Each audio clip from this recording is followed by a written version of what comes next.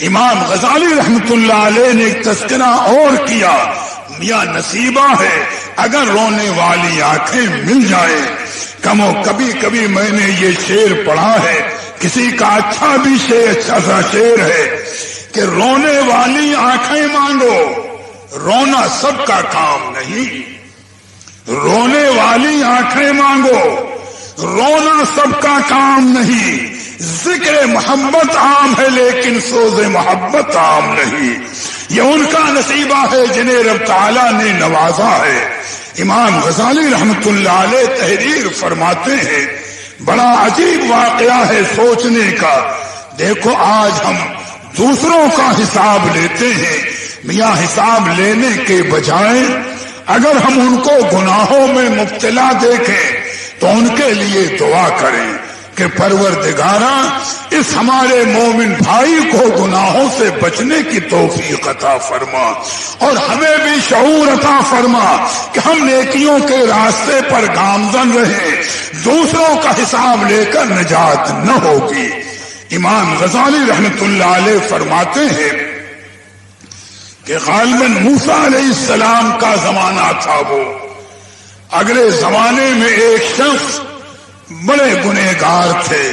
بظاہر رات دن شراب وغیرہ پینے میں مصروف رہتے، لوگ انہیں نفرت کی نگاہ سے دیکھتے تھے اور ان سے دور رہتے تھے۔ انتقال ہوا تو لوگوں نے نہ ان کو نہلانا گوارا کیا، نہ کفن پہنانا گوارا کیا، نہ مٹی دینا گوارا کیا کہ رات دن یہ شراب خانے میں رہتے تھے۔ بیوی ان کی وفادار تھی، انہوں نے سوچا میں اکیلے ان کو دفن کر نہیں سکتی، پڑوس اور بستی والے ساتھ نہ دیں گے، تو 2 آدمیوں کو مزدوری پر بلایا کہ تمہیں اتنی مزدوری دی جائے گی، چلو ان کو میرے ساتھ لے چلو، فلاں مقام پر جنگل میں پہاڑ کے دامن میں دفن کر دیں، اور باقی معاملہ رب تعالیٰ کے سپرد ہے، وہ جیسا چاہے معاملہ فرمائے گا۔ تو 2 آدمی کرائے پر لیے مزدوری پر شوہر کے جنازے کو اٹھوایا، لے کر کے چلی۔ امام غزالی فرماتے ہیں کہ جس پہاڑی کے دامن میں انہیں لے جا کر دفن کرنا تھا، اسی پہاڑی پر ایک اللہ کے ولی کامل، زاہد کامل رہا کرتے تھے، جو لوگوں سے ملتے نہیں تھے، عوام سے دور، یاد الہی کے اندر مصروف، لوگ ملنے کو ترستے تھے لیکن کبھی زیادہ قریب نہیں آئے۔ لیکن جب ان گنہگار کا جنازہ پہنچا پہاڑ کی وادی میں تو دیکھا کہ وہ زاہد کامل پہاڑ سے اتر کر کے میدان میں کھڑے ہیں، اور جنازے کو دیکھتے ہی انہوں نے کہا کہ لاؤ، میں اسی جنازے کا انتظار کر رہا تھا، مجھے ان کی نماز جنازہ بھی پڑھنی ہے، انہیں دفن بھی کرنا ہے۔ میں عبادت خانے میں تھا، مجھے خواب میں بتایا گیا، ارشاد ہوا کہ ایک محبوب بندے کا جنازہ آ رہا ہے، اور جاؤ اس کی نماز جنازہ پڑھو، اسے دفن کرو۔ لوگوں نے انکار کر دیا ہے، لہذا میں حکم ربی سے آیا ہوں نماز جنازہ پڑھنے۔ بھئی حیرت کی بات ہوگی، دنیا نے خطاؤں میں دیکھا، گناہوں میں دیکھا، اور جب لوگوں کو پتا چلا، بستی والوں کو،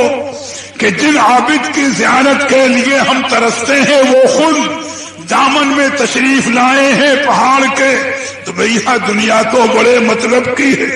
آج کے بھی لوگ سوچتے ہیں کہ کس بزرگ کی یہاں پہنچے، ہاتھ باندھ کر کھڑے ہوں ابھی ولی ہو جائیں، کس پیر کے پاس پہنچے ابھی خلیفہ اور قطب ہو جائیں۔ یہ میرا تجربہ ہے، میں دنیا کو دیکھ رہا ہوں، یہ اتنی آسان نعمت اور دولت نہیں ہے۔ نماز جنازہ پڑھی، قبر تیار کی گئی، اب پوری بستی کے جتنے لوگ آئے سب نماز جنازہ میں شریک۔ دفن کرنے کے بعد ان زاہد کے پاس لوگ آئے کہ آخر آپ کیسے آئے نماز جنازہ پڑھنے کے لیے؟ بتا دیا مجھے حکم ربی ہوا، مجھے بھیجا گیا، میں اس لیے آیا، لیکن ان کا کیا عمل تھا کہ رب نے انہیں کیسے محبوب بنایا۔ وہ قادر مطلق ہے، وہ بے نیاز ہے، جس کو چاہے مقبول بنا لے معمولی ادا پر، اور جس کو چاہے معمولی ادا پر اپنی بارگاہ سے دور کر دے،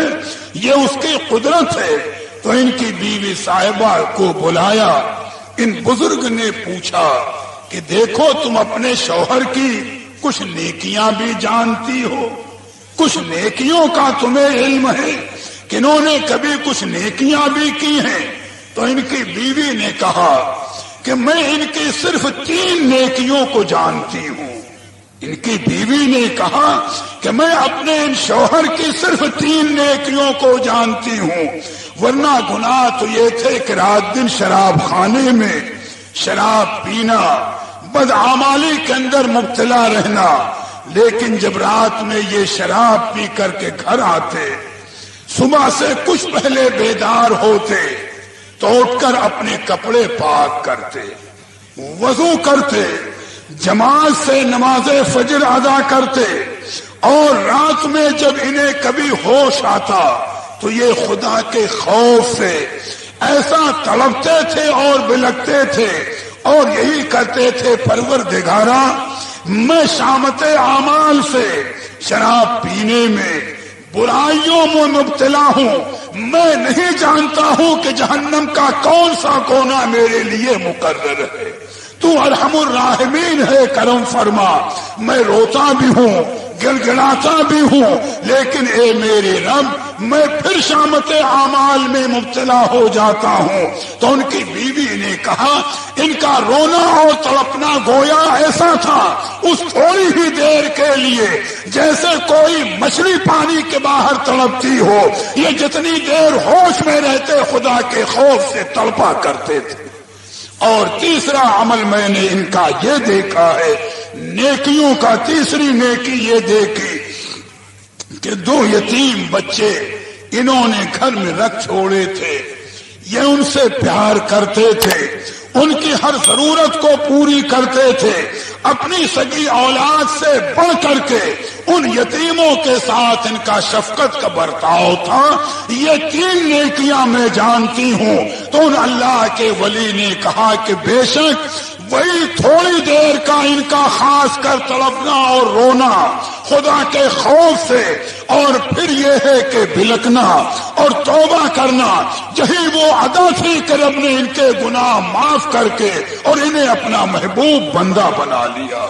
تو دیکھو یہ ہے خدا کے خوف سے رونا۔ میں نے سمجھایا کہ اللہ کے پیارے حبیب نے فرمایا خشیت اللہ فی السر والعلن، ظاہر ہو یا باطن، ہر حال میں اللہ تعالی کے خوف سے روتے رہنا، اس کا دل میں خوف ہو، اپنے آپ کو گناہوں سے بچانا، اپنے آپ کو خطاؤں سے بچانا،